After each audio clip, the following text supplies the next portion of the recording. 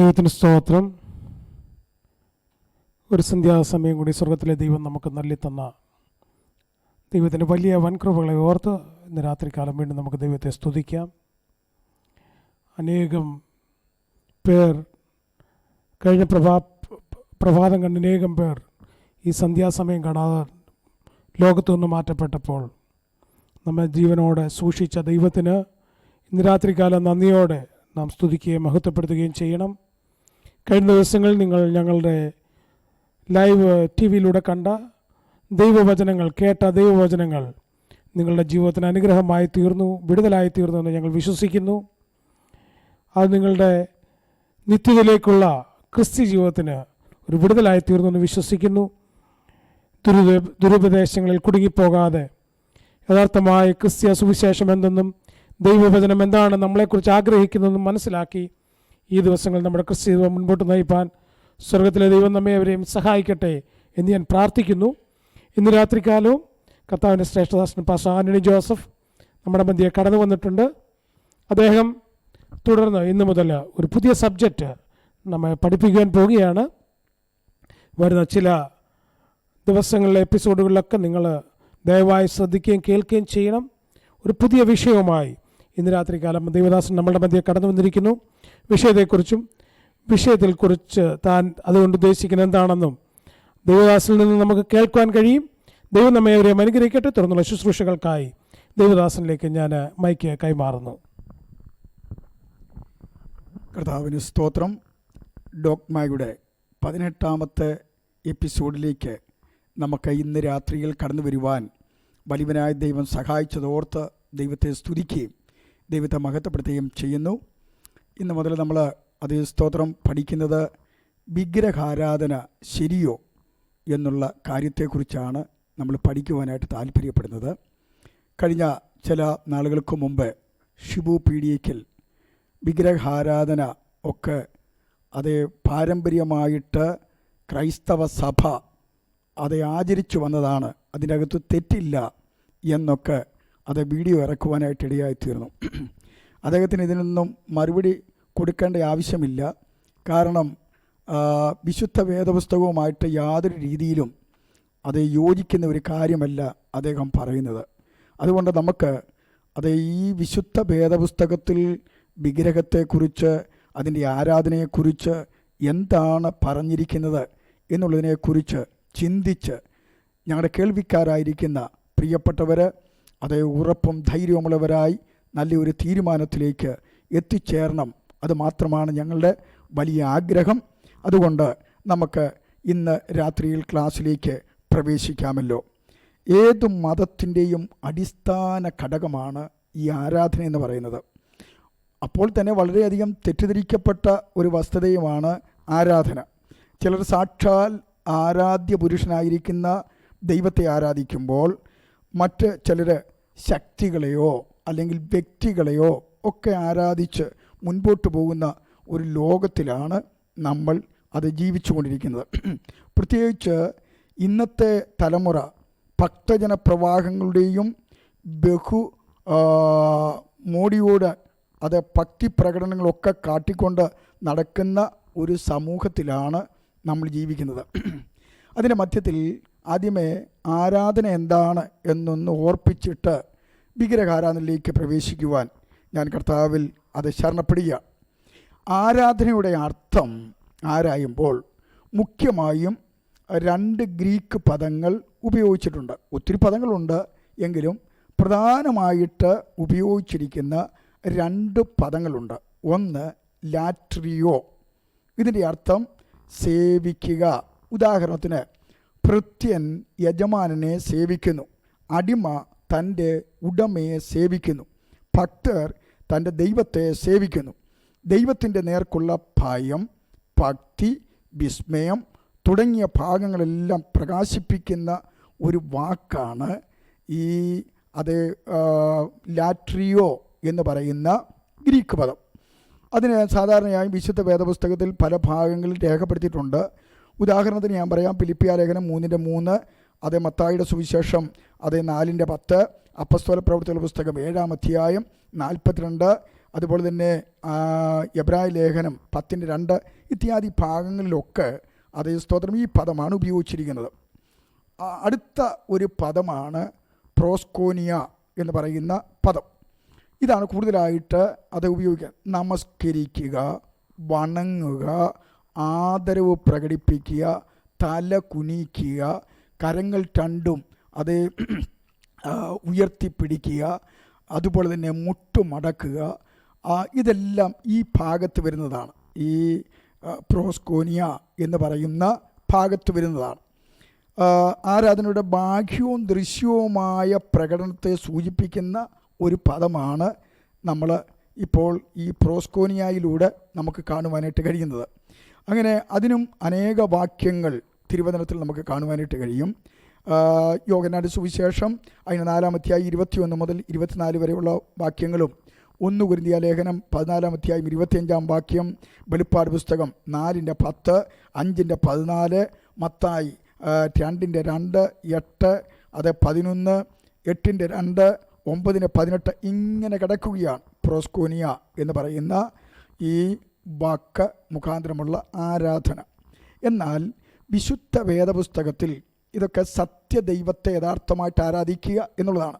അപ്പോൾ ഒരു കാര്യം ഓർക്കണം, ഈ ലോകത്തിലുള്ള ഏതെങ്കിലും വസ്തുവിൻ്റെയോ മനുഷ്യരുടെയോ മുമ്പിൽ നമ്മൾ തലകൾ വണക്കി, അതുപോലെ തന്നെ നമ്മൾ മുട്ടുമടക്കി, അതിനെ പട്ടാപ്പകൽ വെട്ടം കൊളുത്തി വെടിയും പുകയും മണിയടിയുമൊക്കെ ആയിട്ട് ആരാധിക്കുന്നുവെങ്കിൽ, അത് നമ്മൾ ചെയ്യുന്നുവെങ്കിൽ അതിന് ആരാധന എന്നാണ് പറയുന്നത്. അതുകൊണ്ട് അത് സ്തോത്രം പട്ടാപ്പകൽ മെഴുകുതിരി കത്തിച്ചാൽ, അത് ഏതെങ്കിലും വിഗ്രഹത്തിൻ്റെ മുമ്പിൽ മെഴുകുതിരി കത്തിച്ചാൽ, അതിന് മുമ്പിൽ പോയി വണങ്ങിയാൽ, കൂപ്പ് കൈകളോടുകൂടി നിന്നാൽ, സ്നേഹിതരെ വേദപുസ്തകം വിളിച്ചു പറയുന്നു അത് ആരാധനയാണ്. ലോകത്തിലെ മലയാളം നിഘണ്ടു വിളിച്ചു പറയുന്നു അതിന് ആരാധനയെന്നാണ് പറയുന്നത്. അതുകൊണ്ട് അതേ നിങ്ങൾ ആരെങ്കിലും വിഗ്രഹത്തിൻ്റെയോ ഏതെങ്കിലും ഉന്നത വ്യക്തിയുടെ മുമ്പിൽ ആരാധന മനോഭാവത്തോടുകൂടെ നിൽക്കുന്നുവെങ്കിൽ അത് വിശുദ്ധ വേദപുസ്തക പ്രകാരം തെറ്റാണ് എന്നുള്ള കാര്യം ഓർപ്പിച്ചുകൊണ്ട് നമ്മൾ തിരുവചനത്തിൽ വിഗ്രഹങ്ങളെ ആരാധിക്കരുത് എന്നുള്ള ഭാഗത്തിലേക്ക് നമ്മൾ കടന്നു വരികയാണ്. പുറപ്പാട് പുസ്തകം അതിൻ്റെ 20-ാം അധ്യായത്തിൽ 10 കൽപ്പനകൾ ദൈവം സകല മനുഷ്യരും പ്രമാണിക്കുവാനായിട്ട് കൊടുത്തു. ആ കൊടുത്തതിൽ 2-ാമത്തെ കൽപ്പനയാണ് അതിപ്രകാരമാണ് പറയുന്നത്. വായിക്കും.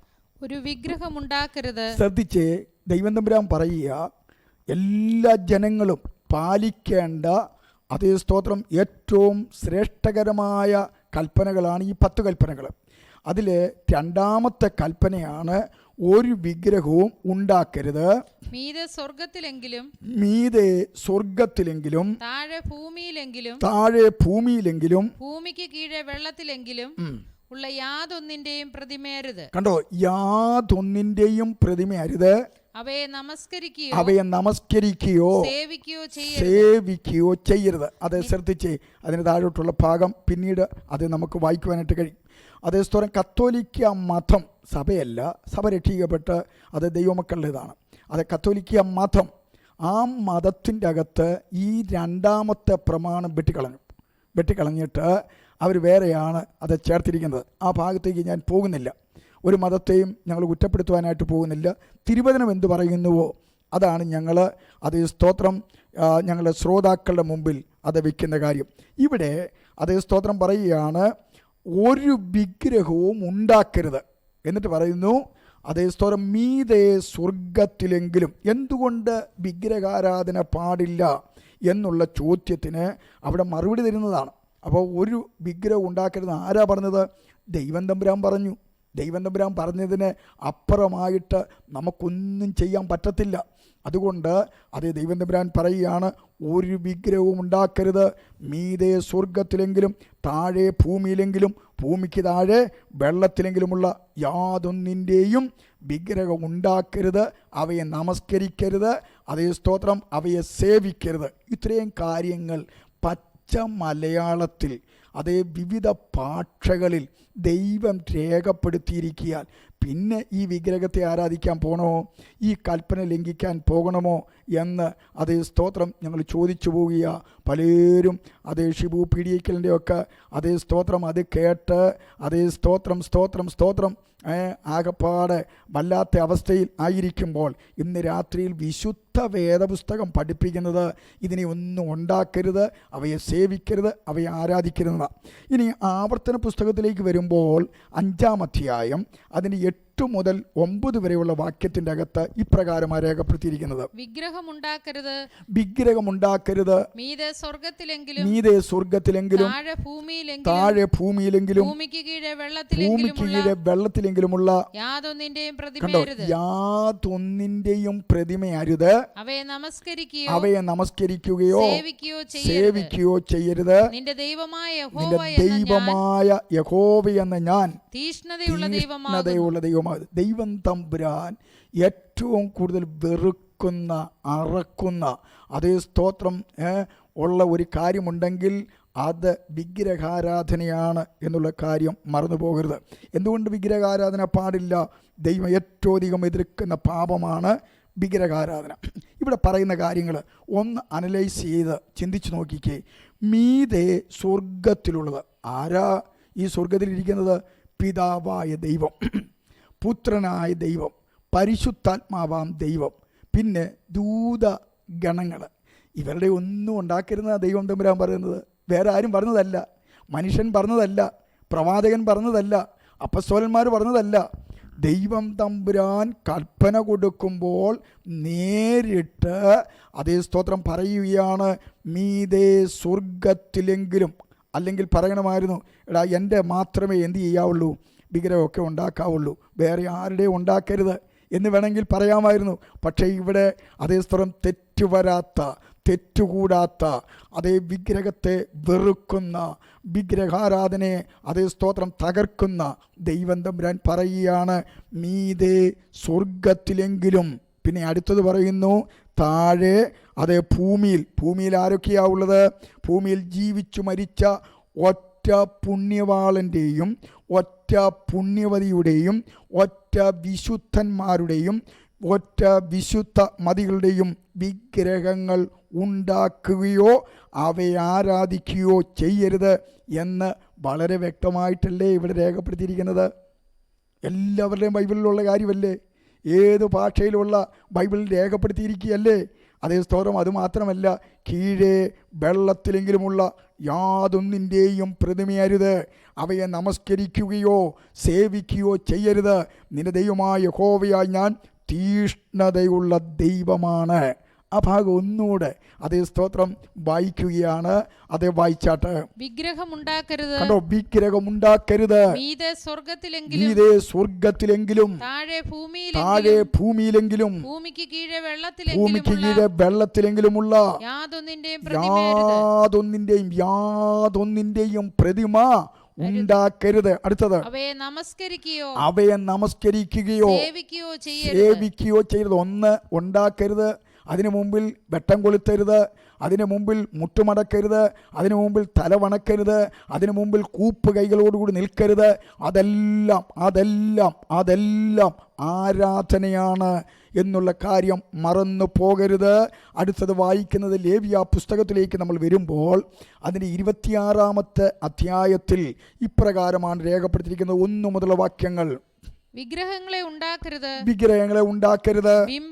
ബിംബമോ സ്തംഭമോ നാട്ടരുത്. രൂപം കൊത്തിയ യാതൊരു കല്ലും നമസ്കരിപ്പാൻ നിങ്ങളുടെ ദേശത്ത് നാട്ടുകയുമരുത്. അടുത്തത്, ഞാൻ നിങ്ങളുടെ ദൈവമായ യഹോവയാകുന്നു. നിങ്ങൾ എന്റെ ശബത്തുകൾ മതി.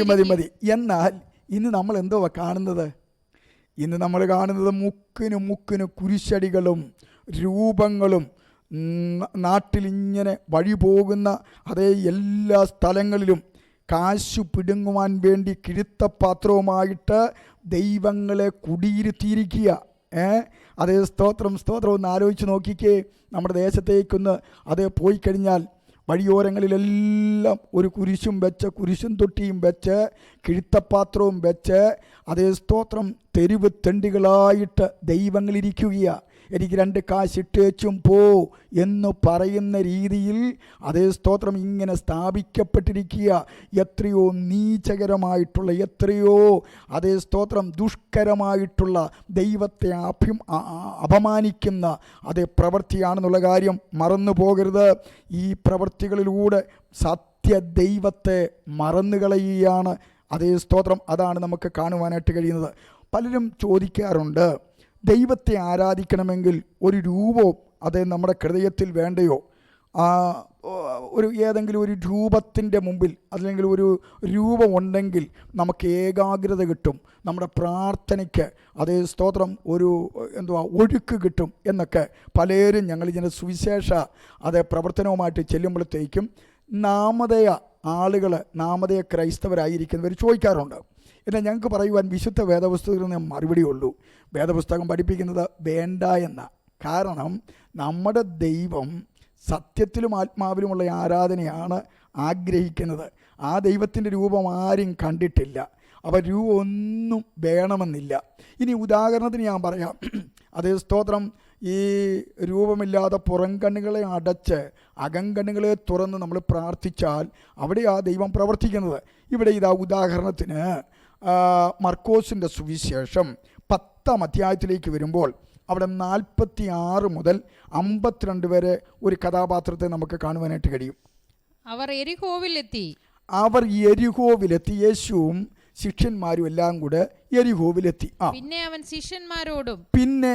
ശിഷ്യന്മാരോടും വലിയ പുരുഷാരത്തോടും കൂടെ യെരിഹോവിൽ നിന്നും പുറപ്പെടുമ്പോൾ തിമായിയുടെ മകനായ ബർത്തിമായി എന്ന കുരുടനായ ഒരു ഭിക്ഷക്കാരൻ, കണ്ടോ, അവൻ കുരുടനാണ്, ഭിക്ഷക്കാരനാണ്, വഴിയരികെ ഇരുന്നിരുന്നു. അടുത്തത്, നസ്രേനായ യേശു എന്ന് കേട്ടിട്ട്. അപ്പൊ അവന് കണ്ണ് കാണത്തില്ല, അവൻ ഏത് രൂപമാണ് അതേ ദൈവത്തിൻ്റെതെന്ന് അവൻ അറിയത്തില്ല, യേശുവിൻ്റെതെന്ന് അറിയത്തില്ല, അവൻ്റെ അമ്മയുടെയും അപ്പൻ്റെയും സഹോദരങ്ങളുടെയും സഹോദരിമാരുടെയും ഒന്നും രൂപം അവൻ്റെ ഉള്ളിലില്ല. പക്ഷേ അവിടെ പറയുന്നത് ഇപ്രകാരമാണ്. വായിച്ചു. നസ്രേനായ യേശു എന്ന് കേട്ടിട്ട് അവൻ ദാവീദ് പുത്ര യേശുവേ എന്നോട് കരുണ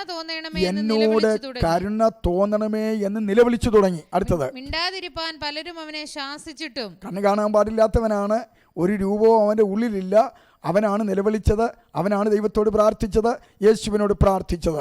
അടുത്തത്, ദേവപുത്ര എന്നോട് കരുണ തോന്നണമേ എന്ന് അവൻ ഏറ്റവും അധികം അവൻ നിലവിളിച്ചു. അടുത്തത്, അപ്പോൾ യേശു നിന്നു അവനെ വിളിപ്പീൻ എന്ന് പറഞ്ഞു. ധൈര്യപ്പെടുക, എഴുന്നേൽക്കുക, എന്നെ വിളിക്കുന്നു എന്ന് അവർ പറഞ്ഞു. അടുത്തത്, അവൻ തന്റെ പുതപ്പിട്ടും കളഞ്ഞുകൊണ്ട് ചാടി എഴുന്നേറ്റ് യേശുവിന്റെ അടുക്കൽ വന്നു. അടുത്തത്, യേശു അവനോട് ഞാൻ നിനക്ക് എന്തു ചെയ്തു തരണമെന്ന് നീ ഇച്ഛിക്കുന്നു എന്ന് ചോദിച്ചതിന്. ശ്രദ്ധിക്കണം, കണ്ണ് കാണത്തില്ല. യേശു കർത്താവ് ചോദിക്കുകയാണ്, ഞാൻ നിനക്ക് എന്തു ചെയ്തു തരണമെന്ന് ഇച്ഛിക്കുന്നു എന്ന് ചോദിച്ചു. അടുത്തത്, പ്രഭുനി എനിക്ക് കാഴ്ച പ്രാപിക്കണം എന്ന് അവൻ കർത്താവിനോട് പറഞ്ഞു. ഇന്ന് രാത്രിയിൽ ഒരു രൂപവുമില്ലെങ്കിലും അതേ സ്തോത്രം, നിങ്ങൾ പുറം കണ്ണുകളെ അടച്ച് അകങ്കണ്ണുകളെ തുറന്ന് അതേ സ്തോത്രം യേശു ക്രിസ്തുവിനോട് പിതാവായ ദൈവം അതേ നമുക്ക് കാര്യങ്ങൾ തരേണ്ടതിന് യേശു ക്രിസ്തുവിലൂടെ അതേ പ്രാർത്ഥിക്കുന്ന, പരിശുദ്ധാത്മാവിൻ്റെ ശക്തിയിൽ പ്രാർത്ഥിക്കുന്ന തൻ്റെ ഭക്തന്മാരുടെ ഏതു വിഷയത്തിനും ദൈവം മറുപടി തരുവാൻ അവൻ മതിയായ കർത്താവാണ്. ആയതുകൊണ്ട് ഭർത്യമായി അത് നിലവിളിച്ചതുപോലെ അതേ സ്തോത്രം, നമുക്കൊരു രൂപവും വേണ്ട, ഒരാളുടെയും രൂപം വേണ്ട, മീതെ സ്വർഗത്തിലുള്ള രൂപമൊന്നും വേണ്ട, താഴെ ഭൂമിയിലുള്ള രൂപമൊന്നും വേണ്ട, ഭൂമിക്കടിയിലുള്ള രൂപങ്ങളൊന്നും വേണ്ട. പുറം കണ്ണുകളെ അടച്ച് അകങ്കണ്ണുകളെ തുറന്ന് ആത്മാർത്ഥമായിട്ട് നിലവിളിക്കുന്ന തൻ്റെ ഭക്തന്മാരുടെ പ്രാർത്ഥനയ്ക്കാണ് കർത്താവ് മറുപടി തരുന്നത്. ഇവിടെ ഇതാ ഭർത്തിമായോട് ചോദിച്ചതുപോലെ ഈ രാത്രികാലം നിങ്ങളോടും ചോദിക്കുകയാ. അതേ സ്തോത്രം, നിങ്ങൾ ആവശ്യബോധത്തിലായിരിക്കുന്നവരാണോ? മകനെ മകളെ, നിങ്ങൾ ഭാരത്തിലായിരിക്കുന്നുവോ? നിങ്ങൾ വേദനയിലായിരിക്കുന്നുവോ? നിങ്ങൾ നെടുനീർപ്പിലായിരിക്കുന്നുവോ? അതേ സ്തോത്രം, നിങ്ങൾ അതേ വല്ലാത്ത ഭാരത്തിൽ കുടുങ്ങിക്കിടക്കുന്നവരാണോ എങ്കിൽ ഇന്ന് രാത്രിയിൽ കർത്താവ് ചോദിക്കുകയാണ്, ഞാൻ നിനക്കെന്തു ചെയ്തു തരണം? ആ കർത്താവിനോടൊന്ന് പറഞ്ഞാട്ട് സ്തോത്രം, ആ കർത്താവ് നിങ്ങളുടെ ആവശ്യങ്ങളുടെ മേൽ ചോദിച്ചതിലും നനച്ചതിലും അത്യന്തം പരമായി സഹായിപ്പാൻ ദൈവം ഒരുക്കമുള്ളവനായി സ്തോത്രം ഇന്ന് രാത്രിയിലും പ്രവർത്തിക്കുവാൻ ശക്തനാണ്. ആയതുകൊണ്ട് രൂപം ഒന്നും കാണേണ്ട ആവശ്യമില്ല. തന്നെയുമല്ല, ബൈബിളിൽ അത് വളരെ വ്യക്തമായിട്ട് രേഖപ്പെടുത്തിയിരിക്കുകയല്ലേ. ആവർത്തന പുസ്തകം അതിന് 4-ാം അധ്യായം 15-12 മുതലുള്ള വാക്യങ്ങൾ വായിക്കുമ്പോൾ അവിടെ വായിക്കുന്നത് 4-ാം അധ്യായം 12 മുതലുള്ള വാക്യം വായിച്ചാൽ, യഹോവ തീയുടെ നടുവിൽ നിന്ന് നിങ്ങളോട് അരുളി ചെയ്തു, നിങ്ങൾ വാക്കുകളുടെ ശബ്ദം കേട്ടു, ശബ്ദം മാത്രം കേട്ടതല്ലാതെ രൂപമൊന്നും കണ്ടില്ല. അടുത്തത്, നിങ്ങൾ അനുസരിച്ച് നടക്കേണ്ടതിന് അവൻ നിങ്ങളോട് കൽപ്പിച്ച തന്റെ നിയമമായ 10 കൽപ്പന അവൻ നിങ്ങളെ അറിയിക്കുകയും 2 പലകയിൽ എഴുതുകയും ചെയ്തു. അടുത്തത്, നിങ്ങൾ കൈവശമാക്കുവാൻ കടന്നു ചെല്ലുന്ന ദേശത്ത് നിങ്ങൾ അനുസരിച്ച് നടക്കേണ്ടതിനുള്ള ചട്ടങ്ങളും വിധികളും നിങ്ങളെ ഉപദേശിക്കണമെന്ന് യഹോവ അക്കാലത്ത് എന്നോട് കൽപ്പിച്ചു. അടുത്തത്, നിങ്ങൾ നന്നായി സൂക്ഷിച്ചുകൊള്ളുവീൻ. യഹോവ ഹോരേബിൽ തീയുടെ നടുവിൽ നിന്ന് നിങ്ങളോട് അരുളി ചെയ്ത നാളിൽ നിങ്ങൾ രൂപമൊന്നും കണ്ടില്ല. അടുത്തത്, അതുകൊണ്ട് ശ്രദ്ധിക്കണം, രൂപം ഉണ്ടാക്കരുത്. അതുകൊണ്ട് നിങ്ങൾ ആണിന്റെയെങ്കിലും പെണ്ണിന്റെയെങ്കിലും സാദൃശ്യമോ ഭൂമിയിലുള്ള യാതൊരു മൃഗത്തിന്റെ സാദൃശ്യമോ ആകാശത്ത് പറക്കുന്ന യാതൊരു പക്ഷിയുടെയും സാദൃശ്യമോ ഭൂമിയിലുള്ള യാതൊരു ഇഴജാതിയുടെയും സാദൃശ്യമോ ഭൂമിക്ക് കീഴെ വെള്ളത്തിലുള്ള യാതൊരു മത്സ്യത്തിന്റെ സാദൃശ്യമോ ഇങ്ങനെ യാതൊന്നിന്റെയും പ്രതിമയായ വിഗ്രഹമുണ്ടാക്കി വഷളത്വം പ്രവർത്തിക്കരുത്. അതേ ഷിബു പീഡിയക്കലെ സ്തോത്രം, പാവപ്പെട്ട വിശ്വാസികളെ വലിച്ചരച്ച് കത്തോലിക്കായിലേക്കും യാക്കോബിലേക്കും ഓർത്തഡോക്സിലേക്കും കൊണ്ടുപോകരുത്. ദൈവത്തിൻ്റെ ന്യായവിധിയുടെ കഠോരത കാണേണ്ടതായിട്ട് വരും കേട്ടോ. ഇവിടെ കർത്താവ് വളരെ വ്യക്തമായിട്ട് വിളിച്ചു പറയുകയാണ്, ഇവയെ ഉണ്ടാക്കരുത്, ഇവയെ നമസ്കരിക്കരുത്. വളരെ വ്യക്തമായിട്ട് രേഖപ്പെടുന്നു തിരുവചനം. ആകാശവും ഭൂമിയും ഒഴിഞ്ഞു പോകും, എങ്കിലും സ്തോത്രം ദൈവത്തിൻ്റെ വായിൽ നിന്ന് വന്നിരിക്കുന്ന ഈ വചനമുണ്ടല്ലോ, ഒരു നാളും പോകുകയില്ല. ഇത് ഒരു ദിവസം ന്യായം വിധിക്കുന്ന ദിവസമുണ്ടെന്നുള്ള കാര്യം മറന്നു പോകരുത്. സ്തോത്രം അവിടെ വായിക്കുന്നതിൻ്റെ താഴോട്ടും വായിച്ചു വരുമ്പോൾ ഒത്തിരി കാര്യങ്ങൾ വിഗ്രഹാരാധനയുള്ള ബന്ധത്തിൽ രേഖപ്പെടുത്തിയിട്ടുണ്ട്. വായിച്ചാട്ടെ, നീ ആകാശ സൈന്യമായ സൂര്യനെയും ചന്ദ്രനെയും നക്ഷത്രങ്ങളെയും നോക്കി കാണുമ്പോൾ അവയെ നമസ്കരിപ്പാനും സേവിപ്പാനും വശീകരിക്കപ്പെടരുത്. അവയെ നിന്റെ ദൈവമായ യഹോവ ആകാശത്തിന് കീഴെങ്ങുമുള്ള സർവ്വജാതികൾക്കും പങ്കിട്ട് കൊടുത്തിരിക്കുന്നു.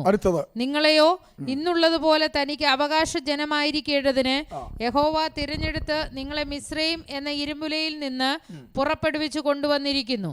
എന്നാൽ യഹോവ നിങ്ങളുടെ നിമിത്തം എന്നോട് കോപിച്ചു.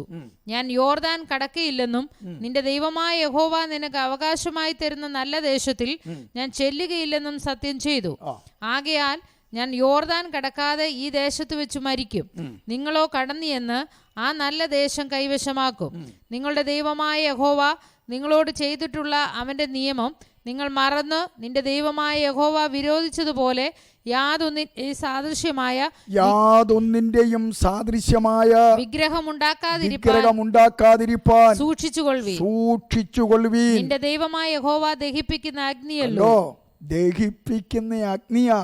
ഇതുണ്ടാക്കിയാൽ, ഇതിനെ നമസ്കരിച്ചാൽ, ഇതിനെ ആരാധിച്ചാൽ ദൈവം തമ്പുരാൻ്റെ കരം വരുമെന്നുള്ള കാര്യം മറന്നു പോകരുത്.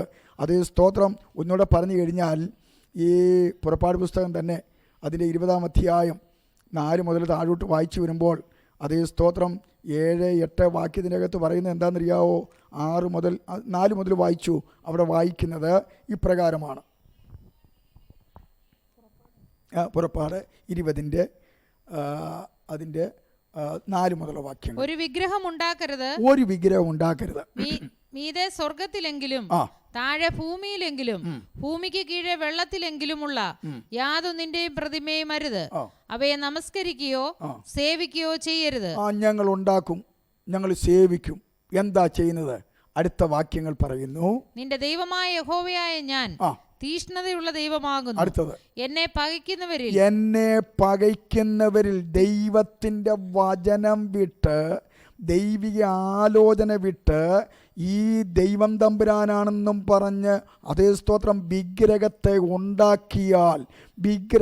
ഉണ്ടാക്കിയാൽ അങ്ങനെ ആളുകളെ ആരാധനയ്ക്കായിട്ട് അതേ സ്തോത്രം ഒരുക്കിയാൽ, ദൈവം തമ്പുരാൻ പറയുന്നത് കേട്ടോ, അവിടെ വായിക്കുന്നത് ഇങ്ങനെയാണ്, എന്നെ പകയ്ക്കുന്നവരിൽ പിതാക്കന്മാരുടെ അകൃത്യം മൂന്നാമത്തെയും നാലാമത്തെയും തലമുറ വരെ മക്കളുടെ മേൽ സന്ദർശിക്കുകയും എന്നെ സ്നേഹിച്ച് എന്റെ കൽപ്പനകളെ പ്രമാണിക്കുന്നവർക്ക് 1000 തലമുറ വരെ ദയ കാണിക്കുകയും ചെയ്യും. കണ്ടോ, വിഗ്രഹത്തെ സേവിച്ചാൽ നിന്റെ അതേ സ്തോത്രം തലമുറകളെ വരെ ദൈവം തമ്പുരാൻ ന്യായം വിധിക്കും. എന്നാൽ ഈ വിഗ്രഹത്തെ വിട്ട് സത്യദൈവത്തെ ആരാധിക്കാൻ തുനിഞ്ഞാൽ 1000 തലമുറ വരെ ദൈവം അനുഗ്രഹങ്ങളെ പകരുമെന്ന് വേദപുസ്തകം രേഖപ്പെടുത്തിയിരിക്കുക. കുറച്ച് നാളത്തേക്ക് മോശ കർത്താവിനോട് കൂടെ ഇരിപ്പാൻ മലയിലേക്ക് അങ്ങ് പോയി. നമ്മൾ പുറപ്പാട് പുസ്തകം 32-ാം അധ്യായത്തിൽ വായിക്കുന്നുണ്ട്. അതേ സ്തോത്രം ഈ പുറപ്പാട് പുസ്തകം 32-ാം അധ്യായത്തിലേക്ക് വരുമ്പോൾ അതേ സ്തോത്രം 40 രാവും 40 പകലും അതേ സ്തോത്രം കുടിക്കുകയോ കഴിക്കുകയോ ചെയ്യാതെ ദൈവത്തിൻ്റെ ദാസനായിരിക്കുന്ന മോശ ഉപവസിക്കുക, കർത്താവിനോട് കൂടെ ഇരിക്കുക. കൂടെ ഇരുന്ന് 40-ാമത്തെ ദിവസം തമ്പുരാൻ പറഞ്ഞിടാ, നീ ഇറങ്ങിച്ചല്ലേ. അതേ സ്തോത്രം കാരണം എന്നാണെന്നറിയാമോ? ഈ ജനം അതേ സ്തോത്രം എന്തു ചെയ്തു? അവരൊരു വിഗ്രഹത്തെ ഉണ്ടാക്കി ആരാധിച്ചു കൊണ്ടിരിക്കുകയാണ്. അതേ സ്തോത്രം അങ്ങനെ ഇറങ്ങി വന്നു. 2 പുതിയ കൽപാത്രങ്ങളുമായി രണ്ട് പുതിയ അതേ സ്തോത്രം പാത്രങ്ങളിൽ ദൈവത്തിൻ്റെ വചനമൊക്കെ എഴുതി അതേ സ്തോത്രം വരുന്ന വഴിക്കാണ് ഭയങ്കരം ആരാധന നമ്മളവിടെ വായിക്കുന്നുണ്ട്. അതേ 32:1 മുതൽ ഒന്ന് വായിച്ചാട്ടെ.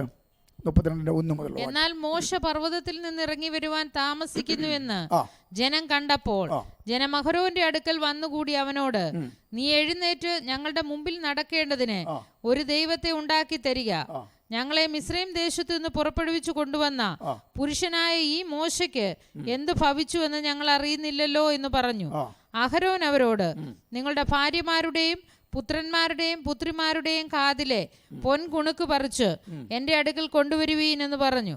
ജനമൊക്കെയും തങ്ങളുടെ കാതിൽ നിന്ന് പൊൻകുണക്ക് പറിച്ച് അഹരോന്റെ അടുക്കൽ കൊണ്ടുവന്നു. അവനത് അവരുടെ കയ്യിൽ നിന്ന് വാങ്ങി ഒരു കൊത്തുള്ളി കൊണ്ട് ഭാഷ വരുത്തി ഒരു കാളക്കുട്ടിയെ വാർത്തുണ്ടാക്കി. എന്നിട്ട് അപ്പോൾ അവർ ഇസ്രായേലേ, ഇത് നിന്നെ മിസ്രൈം ദേശത്തു നിന്ന് കൊണ്ടുവന്ന നിന്റെ ദൈവമാകുന്നു എന്ന് പറഞ്ഞു. അഹരോൻ അത് കണ്ടാറേ അതിനു മുമ്പാകെ ഒരു യാഗപീഠം പണിതു. നാളെ യഹോവയ്ക്ക് ഒരു ഉത്സവം എന്ന് വിളിച്ചു പറഞ്ഞു. പിറ്റേന്നാൾ അവർ അതികാലത്തെ എഴുന്നേറ്റ് ഹോമയാഗങ്ങൾ കഴിച്ച് സമാധാനയാഗങ്ങളും അർപ്പിച്ചു.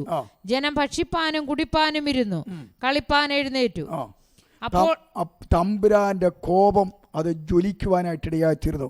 ഞാൻ പെട്ടെന്ന് നിങ്ങൾ അതേ സ്തോത്രം ബൈബിളുള്ളവരെല്ലാം വായിച്ചാൽ മതി. എന്താ അതിൻ്റെ പരിണിതഫലം? അതേ സ്തോത്രം മോശ ഇറങ്ങി വന്ന് ഈ തുള്ളലും ഈ ആരാധനയും ഈ വിഗ്രഹത്തിന് മുമ്പിലുള്ള എഴുന്നള്ളപ്പും എല്ലാം കണ്ടു കഴിഞ്ഞപ്പോൾ ഇന്ന് അതല്ലേ നടക്കുന്നത്?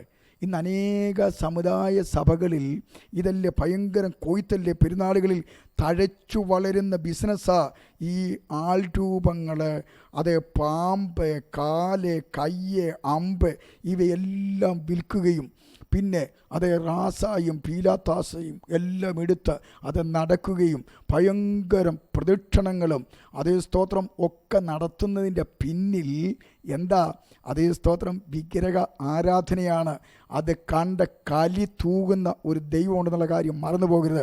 ഇവരും ഇതുപോലെ ഉത്സവം ആചരിച്ചു കൊണ്ടിരിക്കുമ്പോൾ അതേ സ്തോത്രം തമ്പുരാൻ്റെ അരുളപ്പാടനുസരിച്ച് മോശ ഇറങ്ങി വരികയും അതേ സ്തോത്രം ആ എഴുതിയിരിക്കുന്ന നിയമ അതേ പലക അതേ സ്തോത്രം കാളക്കുട്ടിക്ക് നേരെ അതേ വലിച്ചെറിയുകയും കാളക്കുട്ടി തവിട് പൊടിയായി ഈ ലോകത്തിലുണ്ടാക്കിയ ദൈവം തവിട് പൊടിയായി അത് കരിയിച്ച്, അതേ സ്തോത്രം, ഇസ്രായേൽ ജനങ്ങളെ അതേ സ്തോത്രം വെള്ളത്തിൻ്റെ അകത്ത് കലക്കി കുടിപ്പിച്ചവനാണ് നമ്മളുടെ ദൈവമെങ്കിൽ ഇന്ന് രാത്രിയിൽ അതേ വിഗ്രഹ ആരാധനയിലായിരിക്കുന്നവർ, വിഗ്രഹത്തെ സേവിക്കുന്നവർ, വിഗ്രഹ ആരാധനയിലേക്ക് നയിക്കുന്നവർ ശ്രദ്ധിച്ചുകൊള്ളണം. ദൈവം തമ്പുരാൻ ദഹിപ്പിക്കുന്ന അഗ്നിയാണ്. അതേ സ്തോത്രം. ആയതുകൊണ്ട് അതേ ഇങ്ങനെയുള്ള പ്രസ്താവനകളും ഈ ബിംബാരാധനകളും ഒന്നും അതേ സ്തോത്രം പ്രോത്സാഹിപ്പിക്കരുത്. അതിൽ നിന്ന് ഓടി അകലുവാനാ അതേ സ്തോത്രം യോഹന്നാൻ അപ്പസ്തോലൻ വിളിച്ചു പറയുന്നത്. 1 യോഹന്നാൻ 5:21. അപ്പോൾ നമ്മൾ വായിച്ച വേദഭാഗത്തേക്ക് വരുമ്പോൾ അതേ സ്തോത്രം ഇന്ന് അനേകരും പള്ളികളിലും വീടുകളിലും ഒക്കെ വിഗ്രഹം വെച്ച് ഇങ്ങനെ ആരാധിച്ചുകൊണ്ടിരിക്കുക. ഭയങ്കരം ആരാധനകൾ അത് നടന്നുകൊണ്ടിരിക്കുകയാണ് എന്ന് നമുക്ക് കാണുവാനായിട്ട് കഴിയും. അതുകൊണ്ട് അതേ സ്തോത്രം വിഗ്രഹ ആരാധനകളിൽ നിന്ന് അതേ എന്ത് ചെയ്യണം? ജനം വിടുതൽ പ്രാപിക്കണം. അതാണ് ദൈവം നമ്മളോട് അതേ അരുളി ചെയ്യുന്നത്. ഈ പള്ളികളിലും വീടുകളിലും അത് നിറയെ വിഗ്രഹം വെച്ചിട്ട് അതേ ആരാധിക്കുന്ന അനേകർ അത് നമുക്ക് കാണാം. പക്ഷെ അവരോട് ചോദിച്ചാൽ ഇതൊന്നും വിഗ്രഹ ആരാധന അല്ലെന്നാണ് അവർ പറയുന്നത്. അങ്ങനെയെങ്കിൽ പിന്നെ ആരാണ് വിഗ്രഹാരാധകർ? അവർ പറഞ്ഞു അതേ സ്തോത്രം അത് ഹിന്ദുക്കളാണ്. ചിലർ പറയും, ക്രിസ്ത്യാനികളോട് ചോദിച്ചാൽ പറയും അതെല്ലാം ഹിന്ദുക്കളാണ്, നമ്മുടെതെല്ലാം പുണ്യാളന്മാരും പുണ്യമതികളുമാണെന്നാണ് പലരും പറയുന്നത്. ഞാൻ കുറവലങ്ങാട് അതേ സ്തോത്രം ഈ കത്തോലിക്കർ തിങ്ങിപ്പാർക്കുന്ന ഒരു സ്ഥലമാണ്. അവിടെ 18 വർഷം കർത്താവിൻ്റെ വേല ചെയ്യുവാൻ കർത്താവ് കൃപ ചെയ്തു. ഞാനും ഈ കത്തോലിക്ക മതത്തിൽ നിന്ന് യേശുവിൻ്റെ സഭയിലേക്ക് വന്ന ഒരു വ്യക്തി ആയതുകൊണ്ട് എല്ലാ ദിവസങ്ങളിലും സുവിശേഷം അറിയിക്കുവാനായിട്ട് പോകും.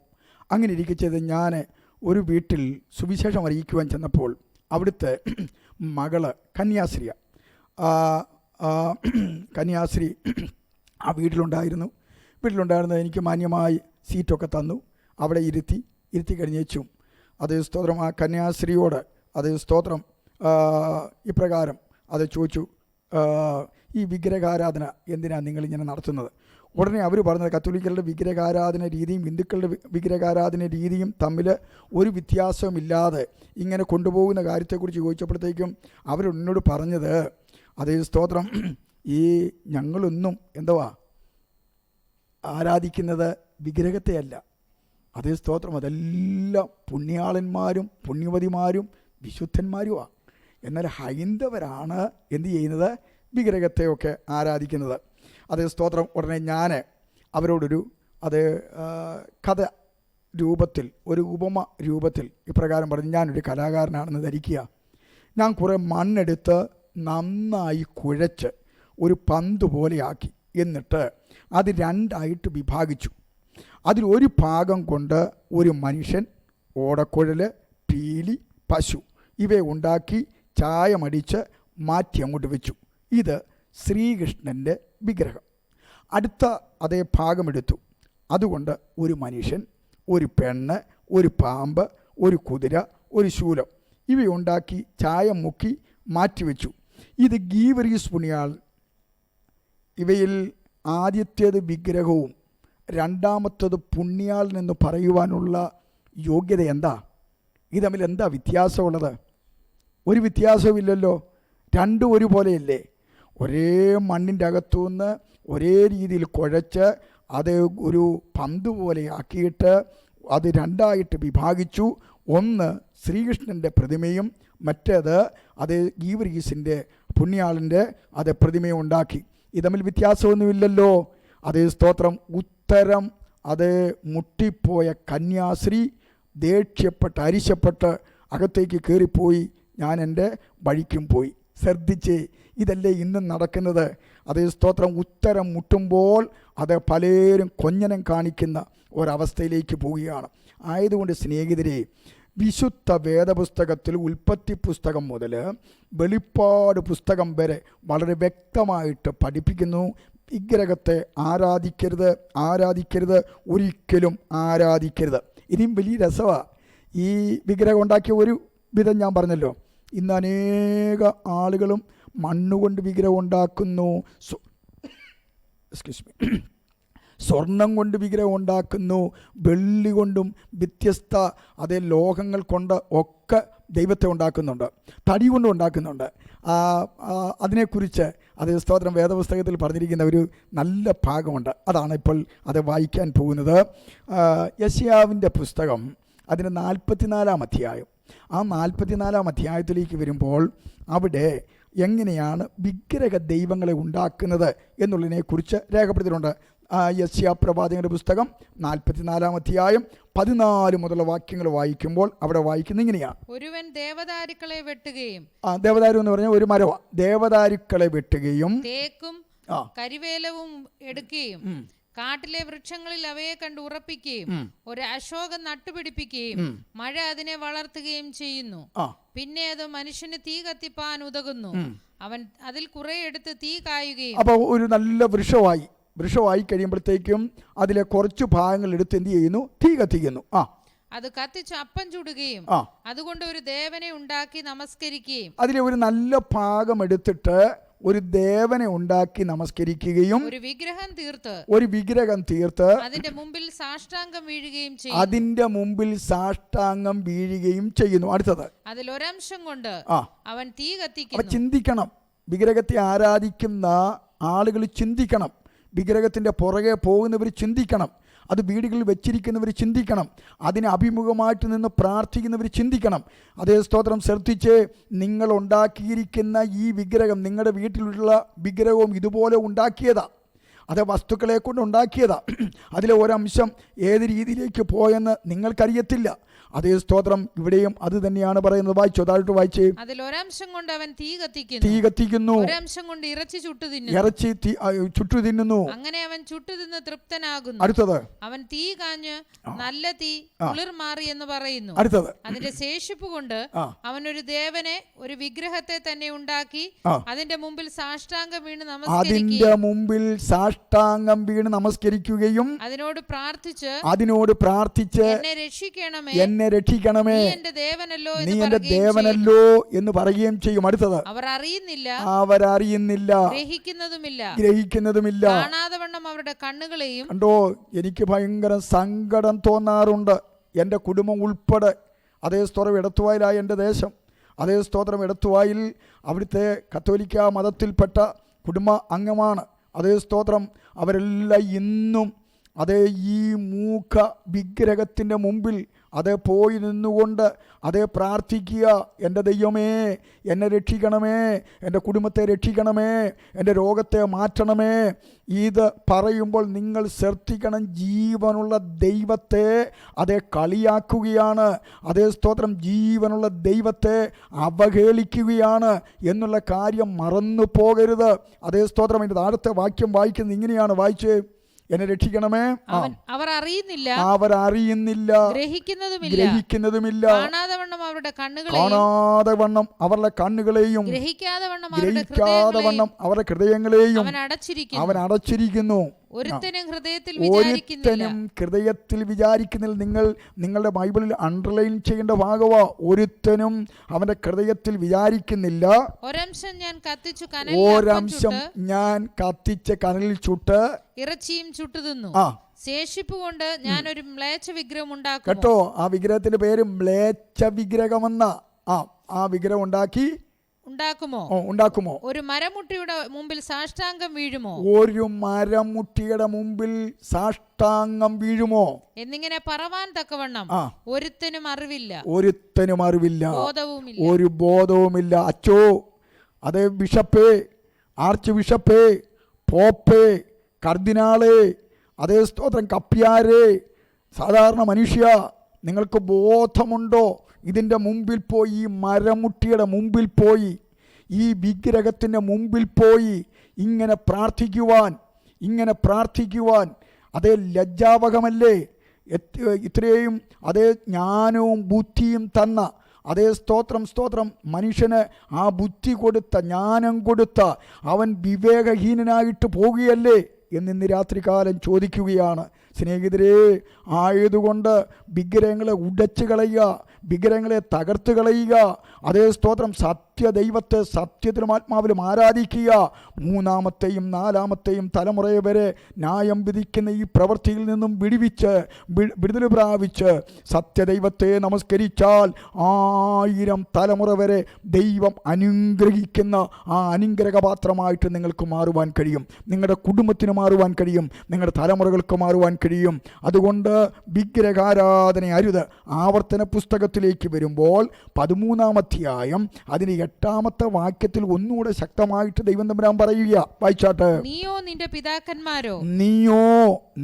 പിതാക്കന്മാരോ അറിഞ്ഞിട്ടില്ലാത്ത അന്യദൈവങ്ങളെ നാം ചെന്ന് സേവിക്ക എന്ന് നിന്റെ അമ്മയുടെ മകനായ നിന്റെ സഹോദരനോ നിന്റെ മകനോ മകളോ നിന്റെ മാർവിടത്തിലുള്ള ഭാര്യയോ നിന്റെ പ്രാണസ്നേഹിതനോ രഹസ്യമായി പറഞ്ഞ്. ഷിബു പീഡിയക്കിൽ ശ്രദ്ധിക്കണം ഈ വാക്യം കേട്ടോ. അതേ സ്തോത്രം സ്തോത്രം. സത്യദൈവത്തിൽ നിന്നും ഒരാളുടെ ഹൃദയത്തിൽ അവിശ്വാസം വെതറിയിട്ടുണ്ടെങ്കിൽ കണക്ക് ബോധിപ്പിക്കേണ്ടി വരും. ഈ വാക്യപ്രകാരം അവിടെ വായിക്കുന്നത് ഒന്നുകൂടെ വായിച്ചേ, അതിന്റെ 8 മുതലുള്ള വാക്യങ്ങൾ. നിന്റെ പിതാക്കന്മാരോ അറിഞ്ഞിട്ടില്ലാത്ത അന്യദൈവങ്ങളെ നാം ചെന്ന് സേവിക്ക എന്ന് നിന്റെ അമ്മയുടെ മകനായ നിന്റെ സഹോദരനോ നിന്റെ മകനോ മകളോ നിന്റെ മാർവിടത്തിലുള്ള ഭാര്യയോ നിന്റെ പ്രാണസ്നേഹിതനോ രഹസ്യമായി പറഞ്ഞ് നിന്നെ വശീകരിപ്പാൻ നോക്കിയാൽ അവനോട് യോജിക്കുകയോ അവന്റെ വാക്ക് കേൾക്കുകയോ ചെയ്യരുത്. ഇന്ന് രാത്രിയിൽ എനിക്ക് ശ്രോതാക്കളോട് പറയുവാനുള്ളത്, അതേ സ്തോത്രം, വിഗ്രഹത്തെ സേവിക്കണം, പഴയതിലേക്ക് മടങ്ങിപ്പോകണം എന്നൊക്കെ പുലമ്പുന്നവരെ നിങ്ങൾ ശ്രദ്ധിക്കരുത്. അവരുമായിട്ട് യാതൊരു കോംപ്രമൈസിനും പോകരുത്. അതേ സ്തോത്രം വായിച്ചു, അതായിട്ട് വായിച്ചു. അവനോട് കനിവ് തോന്നുകയോ അവനോട് ക്ഷമിച്ച് അവനെ ഒളിപ്പിക്കുകയോ ചെയ്യാതെ അവനെ കൊന്നുകളയണം. കേട്ടോ, ദൈവം തമ്പുരാൻ പറയുക, ദൈവിക ആരാധനയിൽ നിന്ന് ആരെയെങ്കിലും അതേ സ്തോത്രം വശീകരിച്ച് വാക്സാമർത്ഥ്യം കൊണ്ട് അതേ സ്തോത്രം ഒരു ജോലിയും ഇല്ലാതെ വീട്ടിൻ്റെ അകത്തിരുന്ന് അതേ സ്തോത്രം ഇങ്ങനെ അതേ ലൈവ് ചെയ്ത് ആളുകളുടെ ഹൃദയത്തിൻ്റെ അകത്ത് ഒരിളക്കം തട്ടിപ്പിച്ചാൽ, അവരുടെ വിശ്വാസത്തെ മാറ്റിക്കളഞ്ഞാൽ ശിക്ഷാവിധി വരുമെന്നുള്ള കാര്യം മറന്നു പോകരുത്. ഇന്ന് രാത്രിയിൽ അതേ സ്തോത്രം അദ്ദേഹത്തോട് മാത്രമല്ല എല്ലാ വിഗ്രഹ ആരാധനയിലേക്ക് നയിപ്പിക്കുന്ന അതേ സകലമായ ആളുകളോടും ദൈവത്തിന് വിളിച്ചു പറയുവാനുള്ളത്, ദൈവത്തിൻ്റെ ന്യായവിധി നിങ്ങളുടെ മേൽ വരും. അടുത്തത് അതേ സ്തോത്രം വായിച്ചു. അവനെ കൊല്ലേണ്ടതിന് ആദ്യം നിന്റെ കൈയും പിന്നെ സർവ്വജനത്തിന്റെ കൈയും അവന്റെ മേൽ ചൊല്ലേണം. അടുത്തത്, അടിമ വീടായ മിസ്രൈം ദേശത്തു നിന്ന് നിന്നെ കൊണ്ടുവന്ന നിന്റെ ദൈവമായ യഹോവയോട് നിന്നെ അകറ്റിക്കളവാൻ അവൻ അന്വേഷിച്ചതുകൊണ്ട് അവനെ കല്ലെറിഞ്ഞു കൊല്ലേണം. Praise the Lord. ഇനി അതിൻ്റെ 19 വരെ നമുക്ക് വായിക്കാൻ സമയമില്ല, നിങ്ങൾ വായിച്ചാൽ മതി. അതേ സ്തോത്രം, എന്ന തീഷ്ണതയോടുകൂടിയാ ഈ വിഗ്രഹ ആരാധനയ്ക്കെതിരെ ദൈവം രംഗത്ത് വരുന്നതെന്നറിയാമോ? അതുകൊണ്ട് ഒരു വിഗ്രഹമുണ്ടാക്കരുത്. അതേ സ്തോത്രം, അത് പാപമാണ്, അത് ദൈവം വെറുക്കുന്നതാണ്, ദൈവം തീഷ്ണതയോടെ എഴുന്നേൽക്കുന്നതാണ്, ദഹിപ്പിക്കുന്നതാണെന്നുള്ള കാര്യം അത് മറന്നുപോകൽ. അല്ല, എന്തിനാ ഈ വിഗ്രഹത്തെ സേവിക്കുന്നത്? എന്തെങ്കിലും ഗുണമുണ്ടോ? വേദപുസ്തകം പറയുന്നത് ഒരു ഗുണവും ഇല്ലാത്തതിന് എന്തിനാ നിങ്ങൾ ചുമന്നുകൊണ്ട് നടക്കുന്നത്? അതേ സ്തോത്രം, യെരമ്യാ പ്രവാചകൻ 10-ാം അധ്യായം 1 മുതൽ 5 വരെയുള്ള വാക്യത്തിൻ്റെ അകത്ത് വളരെ വ്യക്തമായിട്ട് അത് രേഖപ്പെടുത്തുകയായി. എന്തിനാ ഇതിനെ ചുമക്കുന്നത്?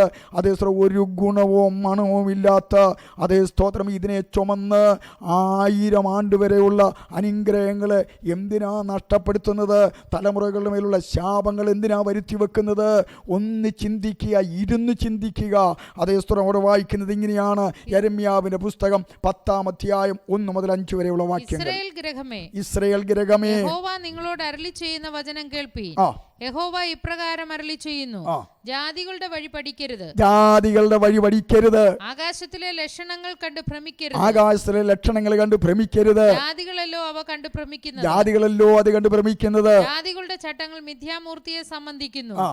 അത് ഒരുവൻ കാട്ടിൽ നിന്ന് വെട്ടിക്കൊണ്ടുവന്ന മരവും ആശാരി വാച്ചുകൊണ്ട് ചെയ്ത പണിയും അത്രേ. അടുത്തത്, അവർ അതിനെ വെള്ളിയും പൊന്നും കൊണ്ട് അലങ്കരിക്കുന്നു.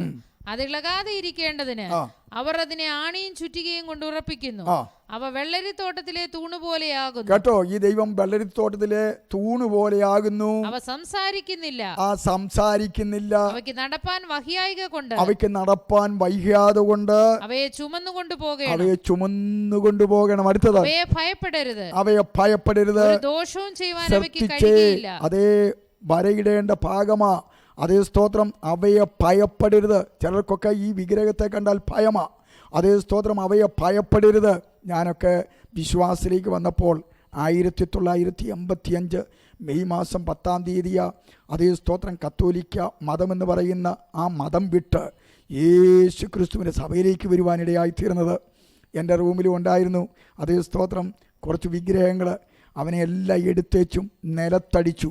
അതേ സ്തോത്രം, മണ്ണുകൊണ്ടുള്ളതായിരുന്നു. തവിട് പൊടി പോലെ അതേ ആയി. അതേ സ്തോത്രം, എന്നിട്ട് അവിടുത്തെ ഒരു കിണറ്റിലേക്ക്, അതേ സ്തോത്രം, ഒരു കുളത്തിലേക്ക് വലിച്ചെറിയുവാനിടയായിത്തീർന്നു. ഇന്ന് വരെ ആ ദൈവങ്ങളിൽ ഒറ്റ എണ്ണം എന്താടാ എന്നെ വലിച്ചെറിഞ്ഞത് എന്ന് ചോദിച്ചു വന്നിട്ടില്ല. കാരണം വരാൻ പറ്റത്തില്ല. അതേ സ്തോത്രം, അതുകൊണ്ട് ഇന്ന് രാത്രിയിൽ അത് ശ്രദ്ധിക്കൂ ദൈവമക്കളെ, ഇതിനെ ഭയപ്പെടരുത്, ഇതിനെ ഭയപ്പെടരുത്. അടുത്ത വാക്യം പറയുന്നത് ഭയപ്പെടരുത്. അടുത്തത് പറയുന്നത് ഒരു ദോഷവും ഇന്ന് വരെ. അതിനു മുമ്പേ ഞാൻ പറഞ്ഞല്ലോ, എൻ്റെ ദേശം എടത്തുവായ. അപ്പോൾ എൻ്റെ കൊച്ചിലെയൊക്കെ അതേ സ്തോത്രം ഇങ്ങനെ പറഞ്ഞു പേടിപ്പിക്കും. റോഡ് സൈഡിലാണ് എൻ്റെ വീട്. തകഴിയിലേക്ക് പോകുന്ന വഴിയിലാണ് എൻ്റെ വീട്. കോളേജ് കഴിഞ്ഞ് സ്വല്പം കൂടെ പോകുമ്പോഴത്തേക്കും.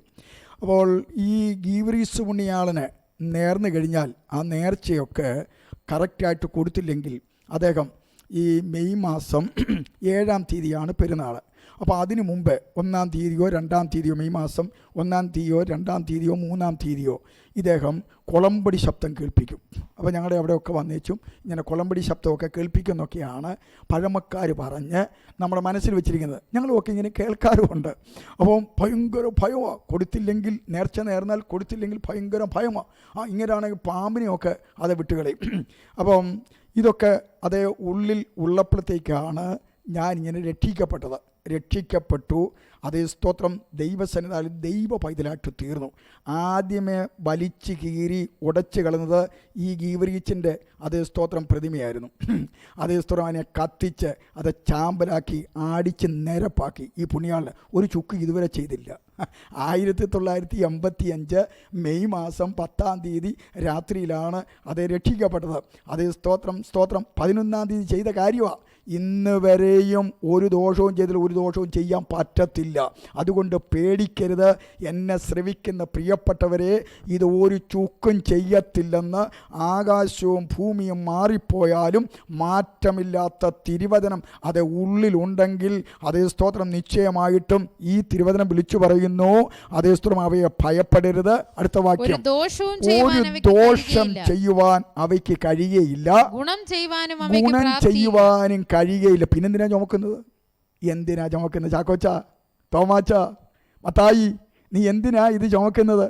സ്തോത്രം, പിടിയല്ലേ ഈ പെരുന്നാൾ വരുമ്പം ഇത് ചുമക്കാനൊരു പിടി.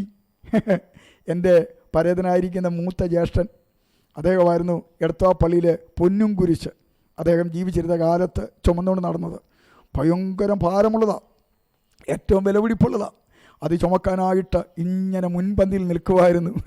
അതേ സ്തോത്രം, ഇന്ന് രാത്രിയിൽ ഓർക്കുക, ഇതിനെയും ചുമന്നുകൊണ്ട് അതേ സ്തോത്രം നടക്കുന്ന നടപ്പൊന്ന് ആലോചിച്ച് നോക്കിക്കേ.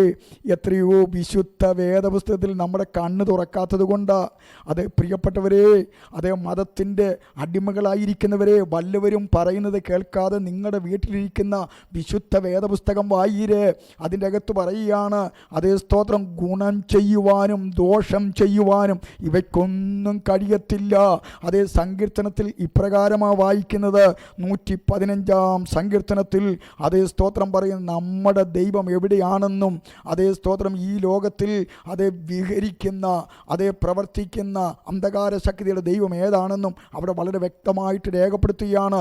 115-ാമത്തെ സങ്കീർത്തനം അതിന് 3-ാമത്തെ വാക്യത്തിൽ പറയുന്നു, ഇപ്രകാരമാണ് വായിച്ചു: നമ്മുടെ ദൈവമോ സ്വർഗത്തിലുണ്ട്, നമ്മുടെ ദൈവമോ സ്വർഗത്തിലുണ്ട്. തനിക്ക് ഇഷ്ടമുള്ളിടത്തൊക്കെ കേട്ടോ, തനിക്ക് ഇഷ്ടമുള്ളതൊക്കെയും ചെയ്യുന്നു. തനിക്ക് ഇഷ്ടമുള്ളതൊക്കെയും ചെയ്യുന്നു.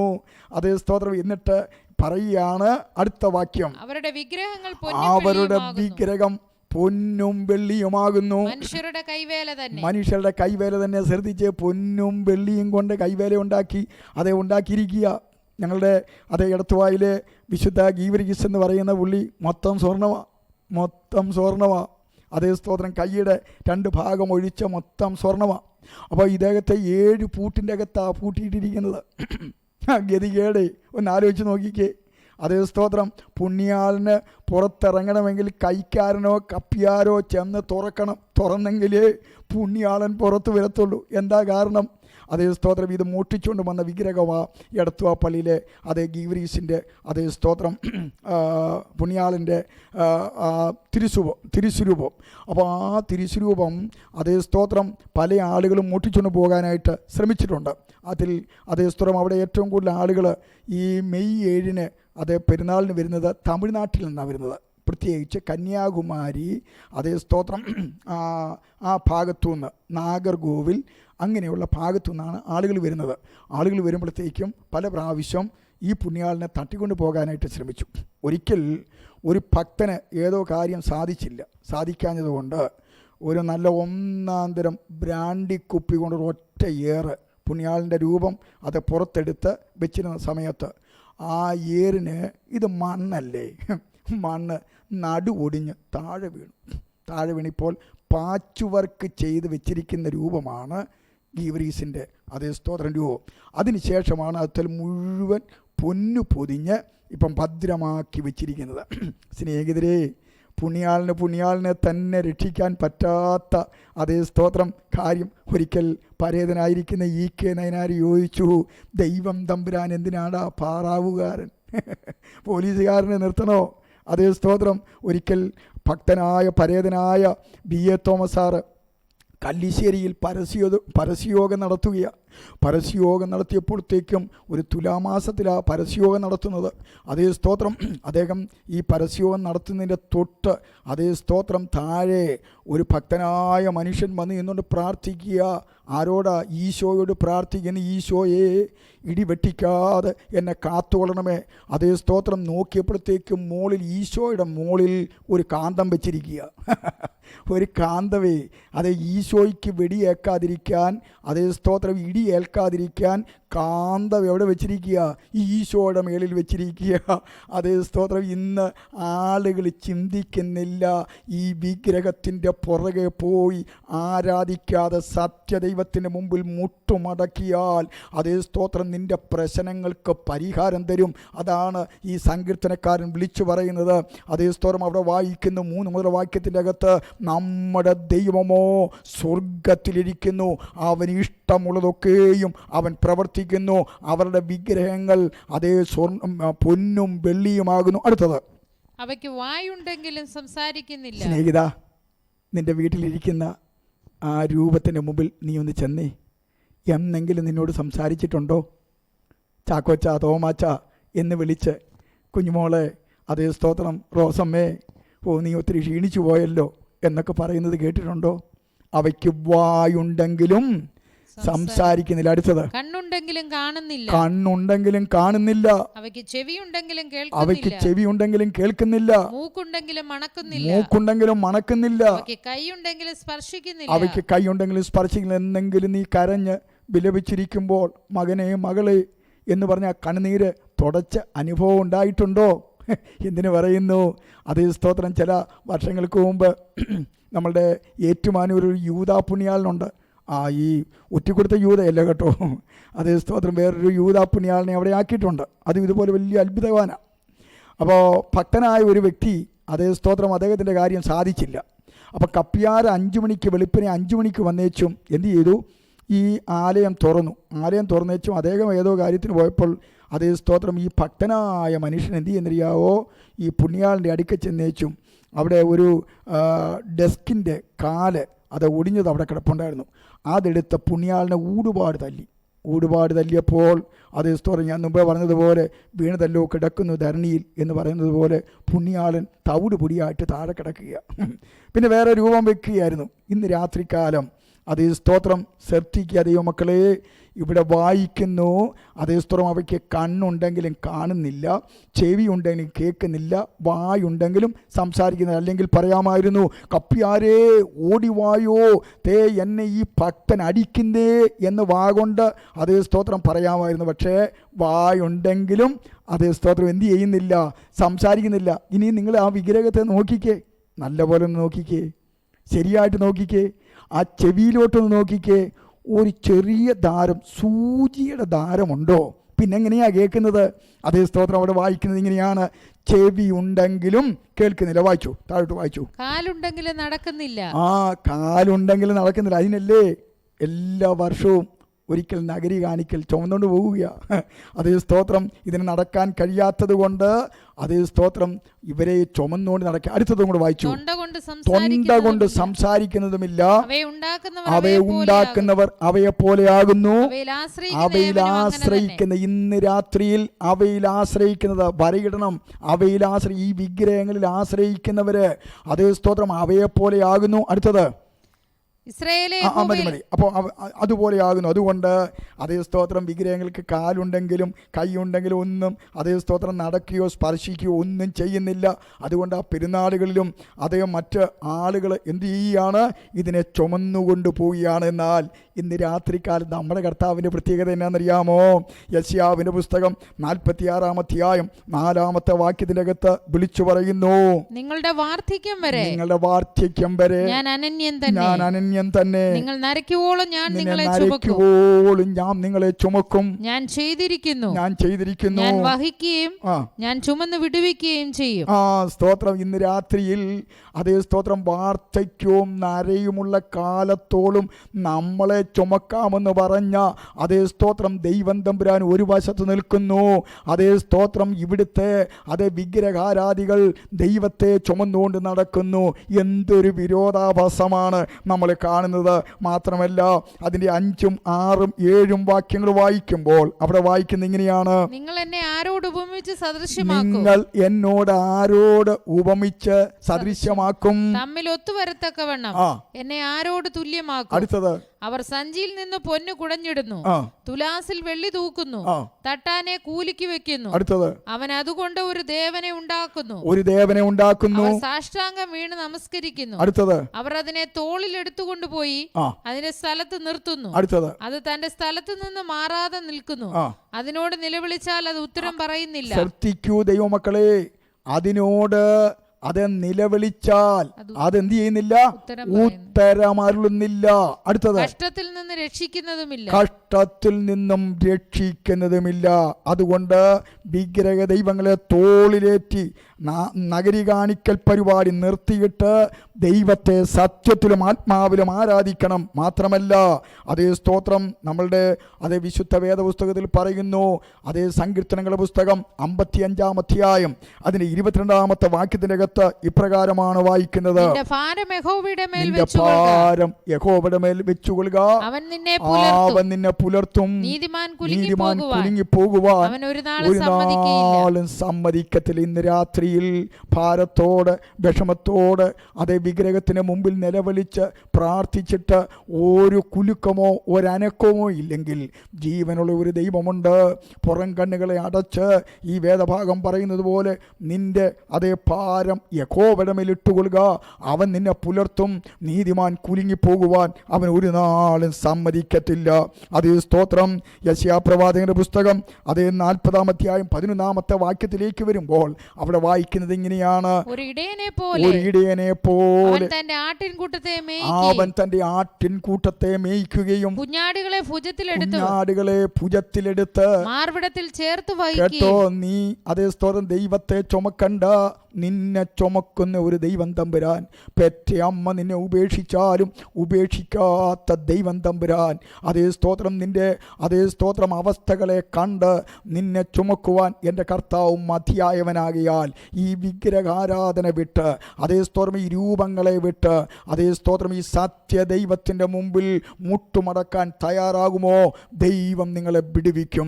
ആയതുകൊണ്ട് അതേ സ്തോത്രം തുടർന്നുള്ള അതേ പഠനം അടുത്ത ദിവസങ്ങളിൽ അത് ഉണ്ടാകും.